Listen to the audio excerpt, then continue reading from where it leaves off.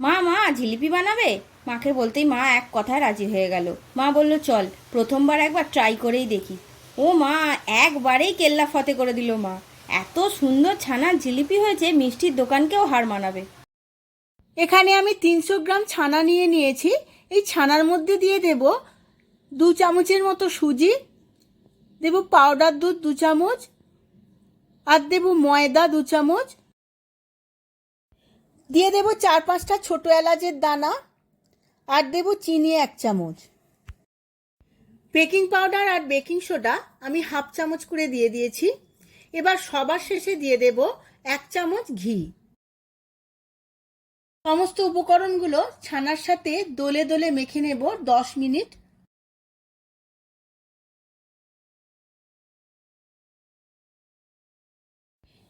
এইভাবে খুব ভালো করে মেখে নিয়েছি। এবার সেট হওয়ার জন্য 10 মিনিট রেস্টে রেখে দেব।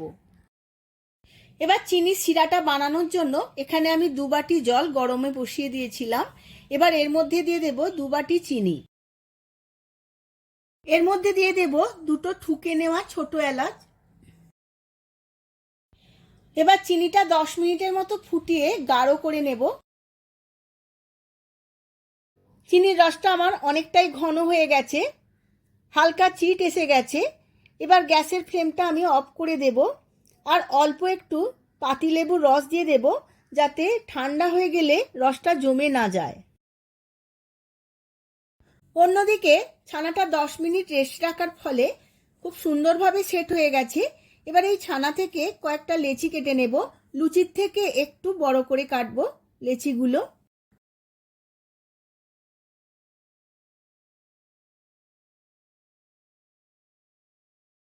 আমার এই ছানা থেকে 10টা লেচি হয়েছে। এবার মিষ্টিগুলো শেপ দিয়ে নেব। এইভাবে একটা লেচি নিয়ে হাতে করে দোলে দোলে লম্বা করে নিতে হবে।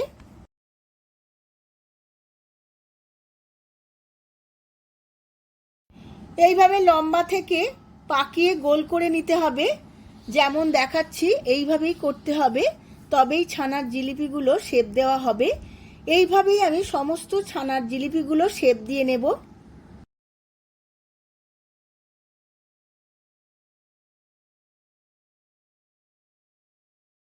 সমস্ত ছানার জিলিপিগুলো শেপ দেওয়া হয়ে গেছে। এবার ভেজে নেওয়ার পালা। আমি আগে থাকতেই কড়ায় তেল বসিয়ে দিয়েছিলাম। তেলটা গরমও হয়ে গেছে। এবার একটা একটা করে গড়ে নেওয়া ছানার জিলিপিগুলো এই তেলের মধ্যে দিয়ে দেব। আমি মিষ্টিগুলো সম্পূর্ণ সাদা তেল দিয়ে ভাজছি, আপনারা চাইলে ঘি দিয়েও ভাজতে পারেন। এই সময় আমার গ্যাসের ফ্লেমটা হাইতে থাকবে। তারপরে সমস্ত জিলিপিগুলো দেওয়া হয়ে গেলে আমি মিডিয়াম করে নেব।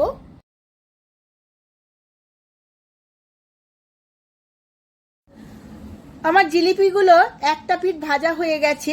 এবার অন্য পিঠটা উল্টে দেব। এইভাবেই আমি সময় নিয়ে ভাজবো, যাতে ভেতর পর্যন্ত খুব ভালোভাবে কুক হয়। আমি উল্টে নিয়েছি, আরো 10 মিনিট লো ফ্লেমে ভেজে নেব। আমার জিলিপির দুটো পিঠই খুব ভালো করে ভাজা হয়ে গেছে। আমি হালকা ব্রাউন করে রেখেছি। এবার তেল ঝেড়ে তুলে নেব। এই রকম হালকা ব্রাউন করে ভাজলেও রসে পড়লে অনেকটাই লাল হয়ে যাবে। আগে থাকতে বানানো রসটা আমি একটু গরম করে নিয়েছিলাম। এবার সমস্ত ভাজা জিলিপিগুলো এই রসের মধ্যে দিয়ে দেব। এবার খুন্তি দিয়ে একটু উল্টে পাল্টে নেব। এইভাবে আমি 2 ঘন্টা রসে ডুবিয়ে রেখে দেব, যাতে সমস্ত রসটা খুব ভালোভাবে জিলিপির মধ্যে ঢুকে যায়।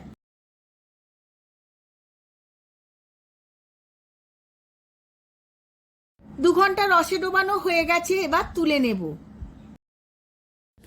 আমি সার্ভ করে নিয়েছি ছানার জিলিপি। অল্প একটু খোয়া ক্ষীর দিয়ে ডেকোরেশন করে নিয়েছিলাম।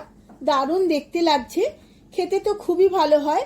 আপনারাও এই একইভাবে বাড়িতে বানিয়ে ফেলুন, আর কমেন্ট করুন আমার কমেন্ট বক্সে কেমন হয়েছে। ভিডিওটা যদি ভালো লেগে থাকে ভিডিওটিতে প্রচুর প্রচুর লাইক শেয়ার কমেন্ট করবেন।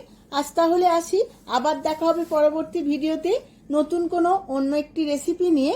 ধন্যবাদ।